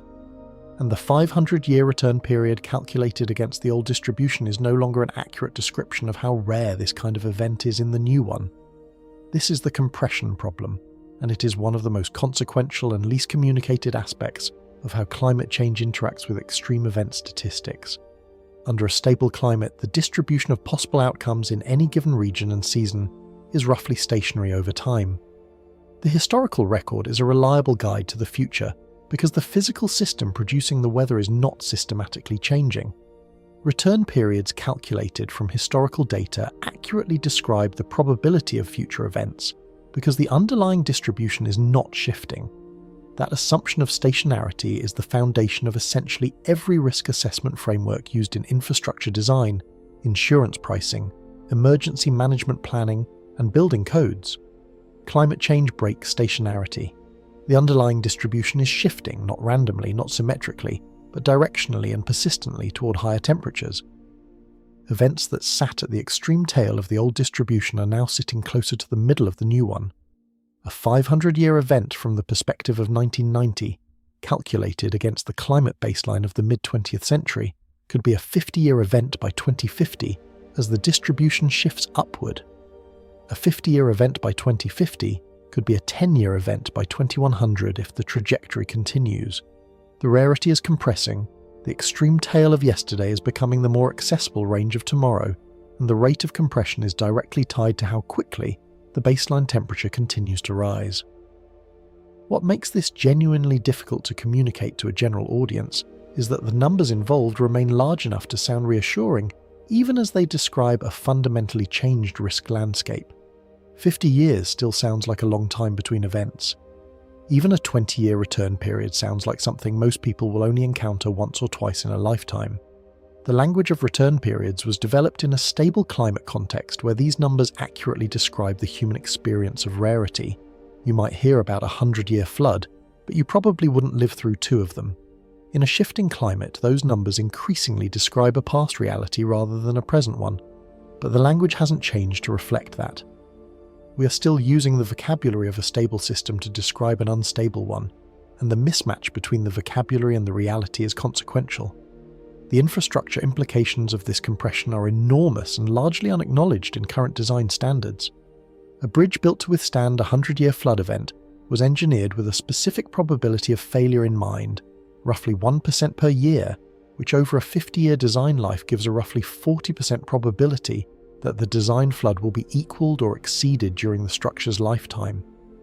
Engineers and planners considered that an acceptable risk when the return period was calculated against a stable historical baseline. If the return period for the design event compresses from 100 years to 30 years because the underlying hydrology has shifted, the probability of exceeding the design threshold during the structure's lifetime increases dramatically. The bridge hasn't changed. The risk is. and the design standards that govern when and whether to upgrade that bridge are still referencing the old return period. The same logic applies across the entire built environment. Building codes that specify wind loads, snow loads, temperature ranges for materials, flood elevation requirements, all of these are calibrated to return periods derived from historical climate data. As the historical data becomes an increasingly unreliable guide to future conditions, the safety margins embedded in those codes are eroding without anyone formally revising them. The structures built to the old standard are being exposed to conditions the standard didn't anticipate, at frequencies the standard didn't account for, and the gap between design tolerance and actual exposure is widening year by year. The experience of the people living through March 2026 is the experience of a 500-year event happening in their actual lives, not as a statistical abstraction in a textbook. The farmer watching a false spring frost kill blossoms that opened in the anomalous heat is not experiencing a return period. The utility worker managing a grid pushed to summer loads in March is not experiencing a probability distribution. The family evacuating ahead of a fire weather warning in a month when fire season wasn't supposed to exist yet is not experiencing a tail risk calculation. They are experiencing the physical reality that the compression problem describes in statistical terms, and the gap between the statistical language and the lived experience is part of what makes these events so difficult to process. When rare stops being a reassurance and starts being merely a historical descriptor, when it tells you how unusual this would have been 20 years ago, rather than how unlikely it is to happen again, the entire framework of risk communication built on that word begins to fail.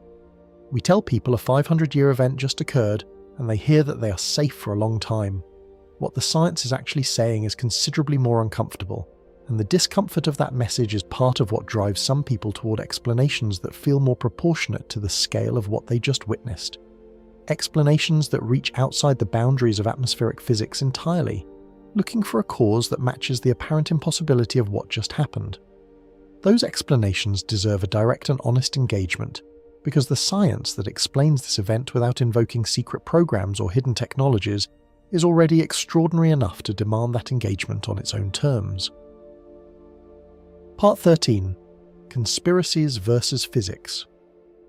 When something happens at a scale that feels unnatural, and a heat dome this strong, this early, shattering records by this margin, definitely feels unnatural, there is a predictable human response. It is not an irrational response. It is actually a fairly reasonable cognitive reflex applied to the wrong situation. The reflex is this: the scale of an effect should correspond to the scale of its cause. If something enormous happened, something enormous must have caused it. And when the official explanation involves invisible gases accumulating gradually over a century, that explanation can feel disproportionate to the visceral, immediate, record-shattering event you just witnessed. So people reach for explanations that feel more proportionate to the impossible apparentity of what just happened. If this is extraordinary, the cause must be extraordinary. And in the days following the heat records, the usual suspects appeared in the conversation with their usual reliability. HAARP, weather modification programs, geoengineering operations, chemtrails seeding the atmosphere with heat-trapping compounds, directed energy systems manipulating pressure gradients over targeted regions, deliberate atmospheric intervention by some unspecified actor with unspecified motives and apparently unlimited atmospheric engineering capability. These explanations circulated on social media with the velocity that extraordinary events always generate, and they deserve a direct and honest engagement rather than dismissal, partly because dismissal without explanation tends to strengthen rather than weaken conspiratorial thinking, and partly because some of the underlying facts that these theories distort are genuinely interesting when examined accurately. Let's start with HAARP, because it is the most frequently invoked and the most misunderstood. The High-Frequency Active Auroral Research Program in Alaska is a real facility. It is government-funded, it was originally developed with military research involvement, and it uses an array of high-frequency radio transmitters to study the ionosphere, the upper layer of the atmosphere that extends from roughly 50 miles to 600 miles above the surface. The ionosphere is not the weather layer. Weather happens in the troposphere, the lowest layer of the atmosphere, extending from the surface to roughly 7 or 8 miles altitude. The ionosphere and the troposphere are separated by the stratosphere and the mesosphere, layers of atmosphere stacked between them. But HAARP is real, it does interact with the atmosphere, and it has produced measurable effects in the ionospheric region directly above it. These facts are accurate, and they are the factual foundation on which the conspiracy theories build their inaccurate conclusions. Here is where the physics argument ends. The effects HAARP produces in the ionosphere are real but localized and energetically modest. The facility's total radiated power is approximately 3.6 megawatts. That is a real number, and it sounds large until you place it next to the atmospheric system. You are proposing it manipulated. A single mature thunderstorm releases energy equivalent to roughly 10 atomic bombs over its lifetime. A hurricane releases more energy in a day than the entire global nuclear arsenal. The heat dome that parked over Arizona and sustained 112-degree temperatures across the southwest for more than a week was a planetary-scale atmospheric feature sustained by solar forcing, Pacific Ocean heat content, and large-scale pressure gradients operating across thousands of miles of atmosphere. The energy contained in that system is not measurable in megawatts. It is measurable in units that make megawatts essentially invisible by comparison. Claiming HAARP caused this heat dome is not just incorrect, it reveals a fundamental misunderstanding of the scale relationships involved. It is the equivalent of claiming you redirected the Mississippi River with a garden hose. Not a powerful hose, a garden hose. The energy available to human technology for atmospheric intervention, even at the most ambitious scales currently being researched or deployed, is orders of magnitude below the energy involved in a continental weather system. The atmosphere is not a sensitive system waiting to be tipped by a small intervention. It is an enormous, energetically overwhelming system that human technology currently cannot meaningfully push around at the scales that weather operates on. The geoengineering claims deserve separate treatment because they are slightly more scientifically adjacent, even if they are equally wrong as applied to this event. Stratospheric aerosol injection, the deliberate release of reflective particles into the upper atmosphere to reduce incoming solar radiation, is a real field of scientific research. It is being studied, modelled, and in very limited cases experimentally tested as a potential tool for partially offsetting some warming. The irony of the conspiracy theory version of geoengineering is that the actual proposed mechanism works in the opposite direction from what would produce a heat wave. Stratospheric aerosols would reduce surface temperatures by blocking incoming sunlight. They would not and could not create or intensify a heat dome. A conspiracy theory that inverts the direction of the proposed effect has a fundamental problem with its own internal logic. Solar radiation management research is also nowhere near the scale of deployment that would be required to affect regional weather patterns. The gap between a small research program releasing test quantities of aerosols and a clandestine operation sophisticated enough to manipulate the jet stream over the American Southwest is not a gap that gets bridged by classified funding. It is a gap that represents decades of atmospheric science, engineering development and infrastructure that does not currently exist in any form. The reason these explanations attract genuine attention is, ironically, the same reason the scientific explanation matters so much, and this is worth sitting with carefully rather than skipping past. The instinct that something unnatural happened when a 72-year temperature record falls by 4 degrees in March is not wrong. Something unnatural happened. The atmosphere is behaving in ways that are outside the range of natural variability. The unnaturalness is real.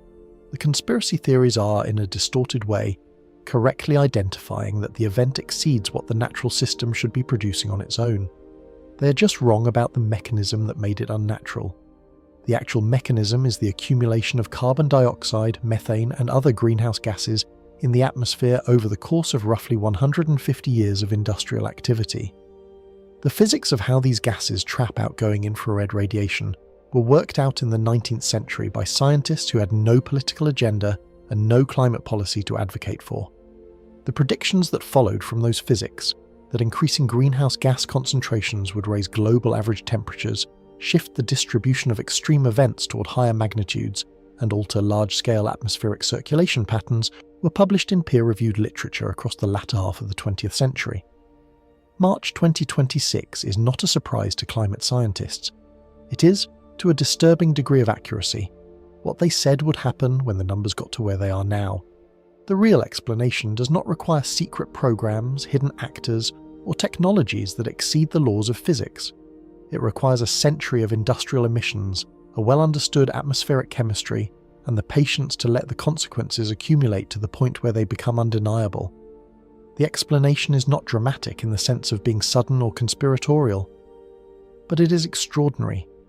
The deliberate or negligent alteration of a planetary atmospheric system by a single species over the course of a century and a half, producing consequences that shatter 72-year records in March and make 500-year events happen in real time.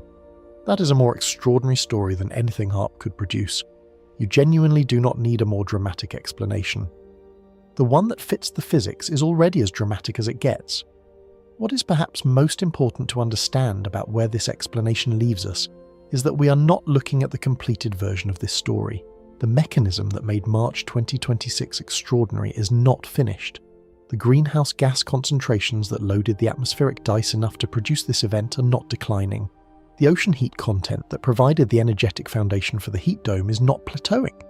And the climate cycle phase that amplified all of these factors into the specific event we witnessed in March, the El Niño cycle that was providing additional forcing to the system, was not, at the time of this event, anywhere near its peak influence. Which means the event that felt like a ceiling to the people living through it may actually have been something considerably more unsettling. It may have been a flaw. And understanding why requires looking carefully at where exactly we are in the cycle and what the data says about where the cycle still is left to go. Part 14. The Bigger Fear. This is pre-peak. El Niño. We have mentioned it several times across this video as a contributing factor to the ocean heat and the atmospheric instability that has supercharged this heat event. But here is the context that should be sitting prominently in any honest analysis of what March 2026 means, and that is largely absent from the coverage that focuses on the temperature records themselves. El Niño is not a switch that flips on and delivers its maximum impact immediately. It has a life cycle with distinct phases, and understanding which phase we are currently in changes the entire framing of what this heat event represents. The cycle works like this. El Niño begins with a weakening of the trade winds in the tropical Pacific, which normally push warm surface water westward toward Asia and Australia. When those winds weaken, the warm water sloshes back eastward, raising sea surface temperatures across the central and eastern Pacific. That warmer ocean surface then interacts with the atmosphere above it, evaporating more moisture, transferring more heat energy into the air column, altering the pressure gradients that steer weather systems across the entire northern hemisphere. The atmospheric response to that ocean warming builds gradually over months, strengthening as the ocean temperature anomaly grows, reaching its maximum influence when the sea surface temperature departure from normal is at its peak, and then slowly decaying as the ocean cools and the trade winds re-establish. The phase we are in right now, the phase that produced a global sea surface temperature record on March 22nd and helped sustain a heat dome that shattered a 72-year March record, is the pre-peak development phase. The ocean is still warming. The atmospheric coupling between the tropical Pacific and the continental United States is not yet at its strongest point. The teleconnections, the technical term for the long-distance atmospheric links between Pacific Ocean temperatures and weather patterns over North America, are still intensifying. Every metric that measures El Niño's influence on the atmosphere above the continental United States is pointing in the same direction, not yet at maximum, still building.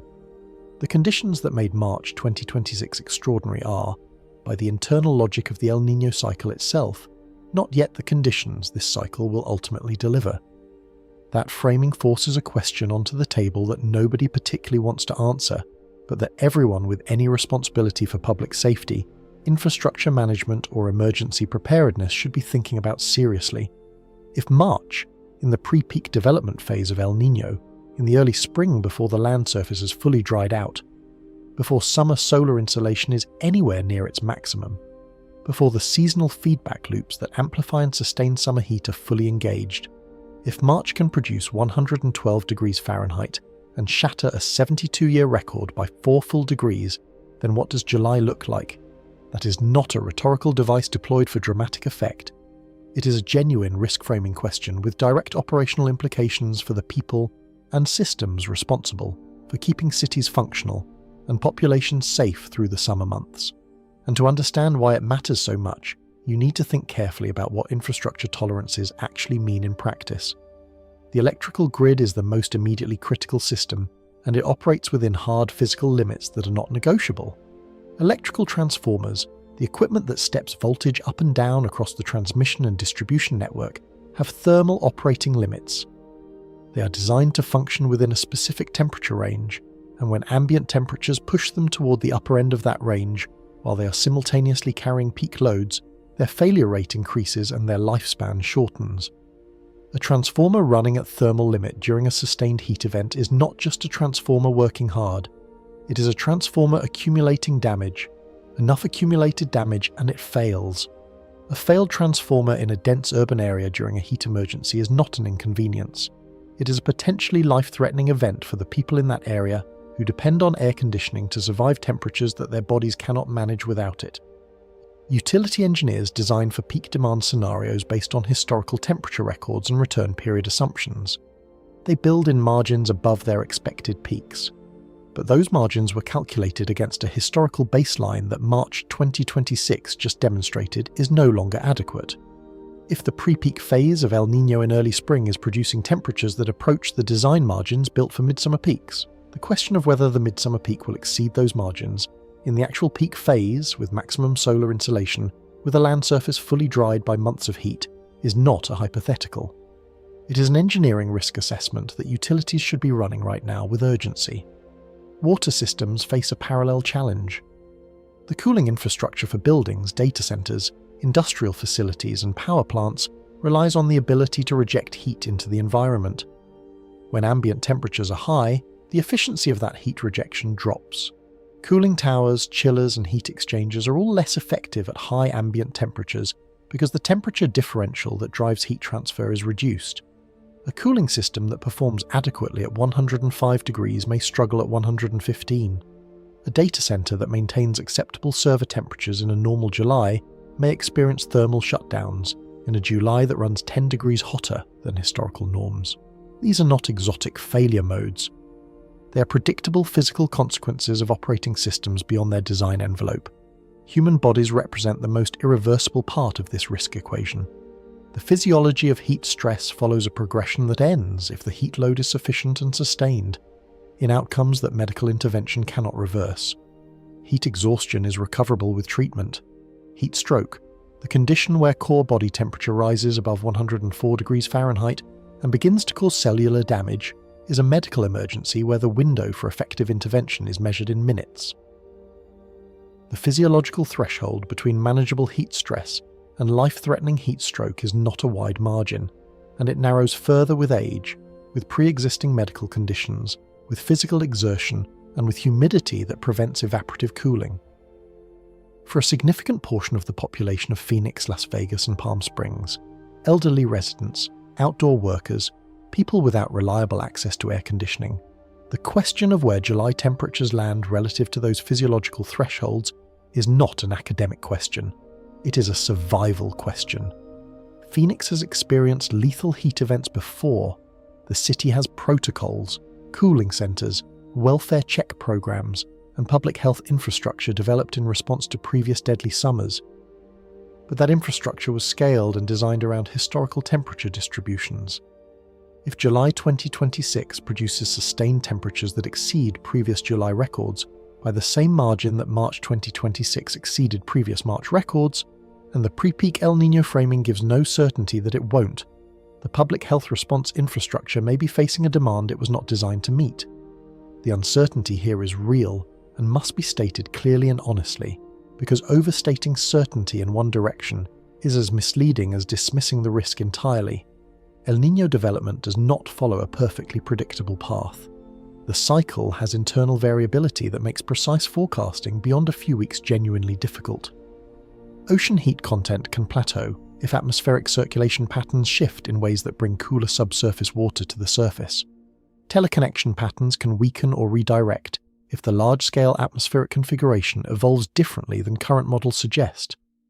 There are legitimate scientific reasons why the summer of 2026 might not reach the extreme, implied by simple extrapolation from March's records. Those reasons exist and should be part of any honest risk assessment. But genuine scientific uncertainty is not the same as no risk, and it is not a reason for complacency. The appropriate response to genuine uncertainty about whether a summer will be historically extreme or merely severely extreme is not to wait and see. It is to prepare for the more serious scenario while hoping for the less serious one. The asymmetry of consequences matters here. Preparing for an extreme summer that turns out to be merely severe costs money and effort. Failing to prepare for an extreme summer that actually arrives costs lives and produces infrastructure failures that take years to recover from. The risk calculus strongly favours preparation. The risk framing of this moment, pre-peak El Niño, ocean temperatures still rising, climate baseline demonstrably shifted, 500-year events arriving in March before the seasonal amplifiers are even engaged, points unambiguously toward a summer that deserves the most serious preparation and the most honest public communication that the relevant institutions can provide. The question is not whether the risk is real. The data has answered that. The question is whether the response will be proportionate to what the data is actually saying, or whether the institutional tendency to plan for the historical normal will persist until the historical normal no longer exists. Part 15. The Preview Hypothesis. There are three ways to interpret what happened in the American Southwest in March 2026, and the interpretation you choose is not just an academic preference. It determines what you do next, what you prepare for, what you invest in, and what risks you decide are worth taking seriously before they arrive rather than after. The three interpretations are not equally supported by the evidence, but each one deserves an honest examination before we reach a conclusion, because dismissing any of them without engagement would be the kind of intellectual shortcut that this event specifically does not deserve. The first interpretation is the isolated anomaly reading. Under this framework, March 2026 was an extraordinary but ultimately singular alignment of natural variability factors, an unusual El Niño phase, an anomalously positioned pressure ridge, a dry winter that left the land surface more vulnerable than typical, and a jet stream configuration that happened to amplify everything at once. The argument here is that complex systems occasionally produce extreme outliers, that the historical record contains other events that seem to signal fundamental change and turned out to be statistical fluctuations, and that the appropriate response to a single extreme event is cautious observation rather than sweeping conclusions. Under this interpretation, the record falls, the heat breaks, the system relaxes, and the trajectory of future March temperatures looks roughly like the trajectory of recent decades, warmer than the mid-20th century baseline, but not fundamentally different from what the trend line of the past 30 years would have predicted. This interpretation is not scientifically indefensible in isolation. Extreme outliers do occur in complex systems. The atmosphere does occasionally produce events that exceed previous records by surprising margins, without those events representing a permanent shift in the distribution. If this were the only signal, if it were just the temperature record, without the supporting evidence from ocean temperatures, attribution science, fire conditions, and station data, the isolated anomaly reading would deserve more weight than it currently warrants. But it is not the only signal, and the convergence of independent lines of evidence is precisely what makes the isolated anomaly reading increasingly difficult to sustain as a primary interpretation. The second interpretation is the baseline shift reading. This is the position that sits most comfortably within mainstream climate science, as currently understood, and it holds that March 2026 is not a one-time outlier, but a data point revealing that the distribution of possible temperatures in the American Southwest has permanently shifted to a higher range. Under this interpretation, the event is not surprising given where the climate baseline now sits. It is surprising only relative to the old baseline that the scientific community has known for years is no longer the operative one. Temperatures that were genuinely 500-year events under the mid-20th century climate are now 50-year events or less under the current baseline, and the record that fell in March was not the atmosphere doing something unprecedented so much as the atmosphere finally showing us, in a single dramatic moment, how far the distribution has already moved. This interpretation is well supported by the attribution science. The finding that this event was 800 times more likely due to climate change is not a claim that climate change caused the event in a simple mechanical sense. It is a statement about shifted probability distributions, the loaded dice framework. The dice were always capable of producing this number. Climate change loaded them so heavily toward this outcome that the event stopped being a tail risk and became something closer to an expected consequence of current forcing levels. The baseline shift reading takes that finding seriously and concludes that the story of March 2026 is not the record itself, but the underlying shift that made the record accessible. The third interpretation is the preview hypothesis, and it is the one that the full weight of this event's evidence most strongly supports, even though it is also the most uncomfortable of the three to sit with. Under this reading, March 2026 is neither a one-time outlier nor simply evidence of a baseline shift that has already occurred. It is a preview, a glimpse delivered ahead of schedule of what the American interior will experience routinely at mid-century and late century if current emissions trajectories continue. It is the future arriving early, the way a film trailer arrives before the feature, compressed, intense, giving you real information about what the full experience will be like, but not yet the full experience itself. The distinction between the baseline shift interpretation and the preview hypothesis is subtle but important. The baseline shift reading says, the distribution has moved, and this event reflects where the distribution now sits. The preview hypothesis says, the distribution is still moving, and this event reflects not where it currently sits, but where it is heading. It treats March 2026 not as the new normal, but as a preview of a normal that is still several decades away, one that will arrive on schedule unless the forcing that is driving the shift is reduced. The preview is not the destination. It is the trailer for the destination. The convergence of signals across this single event makes the preview hypothesis genuinely difficult to dismiss, and that convergence is worth enumerating carefully because each signal is independent, and the fact that they all point in the same direction is itself meaningful. A global ocean surface temperature record was set on the same days that the atmospheric temperature record was being shattered over the southwest. Two independent measurement systems, one in the water and one in the air, both reaching historic extremes simultaneously. A heat dome that the National Weather Service described as one of the strongest March ridges in the observational record. Attribution science returning a finding of 800 times greater likelihood from climate change, a number so large it moves the event from the category of amplified natural variability into the category of effectively climate-determined outcome. Fire conditions in March across multiple states that belonged by every physical metric in late August. A jet stream forced into an amplified pattern that produced simultaneous record heat in one region and dramatic cold intrusions in another. 479 weather stations rewriting their all-time March records in 4 days. These are not the fingerprints of a random fluctuation in a stable system. Random fluctuations in stable systems produce outliers in one variable at a time. What March 2026 produced was extreme readings across multiple independent variables simultaneously: ocean temperature, atmospheric temperature, fire weather metrics, station record counts, attribution probability ratios, all in the same direction, all in the same window of time. The probability of that convergence occurring by chance in a stable system is vanishingly small. The probability of it occurring as a consequence of a system that is being systematically forced in a consistent direction by the accumulation of greenhouse gases is, by the attribution science, quite high. The convergence is not coincidence, it is coherence. Multiple independent lines of evidence pointing at the same underlying cause. The philosophical question that this convergence forces into the open, the one that sits beneath all of the data and the return periods and the attribution probabilities, is one of the most consequential questions of the current moment. When does rare stop being a useful description of reality? The word rare carries a specific social function in risk communication. It tells people that they can reasonably expect not to experience this. It provides a kind of permission to deprioritize preparation. It frames the event as exceptional relative to the expected experience of a human lifetime. When the return period for a category of event compresses from 500 years to 50 years to 10 years, within the span of a few decades, the word rare stops performing that social function accurately.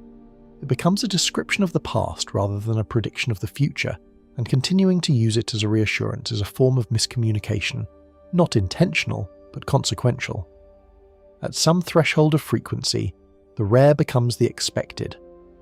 And when the expected becomes the new baseline, the world you're actually living in has diverged from the world your institutions, your infrastructure, your risk frameworks, and your intuitions were built to navigate. That divergence is not a future possibility being debated by climate scientists. It is a present condition being documented by weather stations, ocean buoys, fire weather forecasters, and atmospheric physicists simultaneously. The record that fell on March 20th, 2026 didn't just break a number that had stood since 1954. It broke the comfortable distance between a stable past and an uncertain future, It revealed, in a single afternoon's worth of temperature data, the system we are now living inside. And the system, by every signal examined in this video, is not finished. The heat dome will break, the temperatures will fall back towards something closer to normal for the season, the emergency declarations will expire, the coverage will move on to the next story.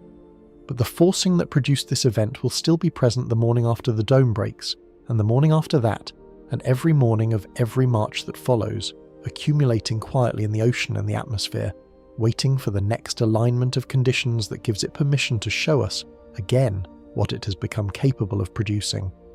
The record didn't just break, it revealed the system we are now living inside, and the system has more to show us yet.